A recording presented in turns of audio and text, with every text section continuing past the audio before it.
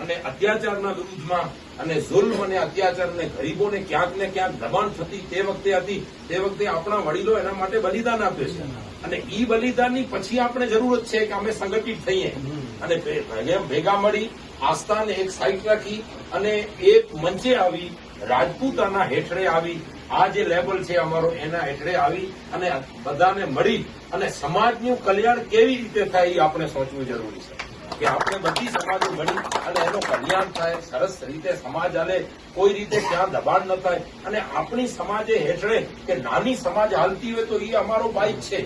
કોઈક ધાર્મિક રીતે ભાઈ થતો હોય તો કોઈક વતન રીતે ભાઈ થતો હોય. અમે સૌથી પહેલા ધાર્મિક રીતે છીએ, એના પછી અમે વતન ભારતીય રીતે ઓળખાઈએ છીએ. તો એટલે અમારો દેશ પણ એના આગળ પૂર્વક્તિ અને તરક્કી કરે, અમારી સમાજે ક્યાં ને ક્યાં સફળ થાય. તો તમે જે હિત અને જે તમે એક પ્રયાસ રહીને નીકળ્યા છો તો હું રાયમા સમાજ વતીએ અને બીજી પણ જયારે અહીંયા બધા બેઠા છે અમારી તરફથી તમે પૂરો સહયોગ છે.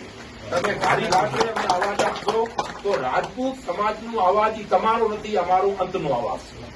એ તમે અભિપ્રાય આપીએ છીએ અને બધા જે પણ અહીંયા બેઠા છે કંઈક ને કંઈક રીતે તમારા સાથે જોડાયેલ છે અને પછી દોસ્તી નાતો સંબંધ પણ હશે. પણ એ વાત તમારી ખરી છે ને અમે ખરેખર તમારા ઉપર પણ અને અમારા ઉપર પણ ગર્વ થાય છે કે અમે એક રાજપૂત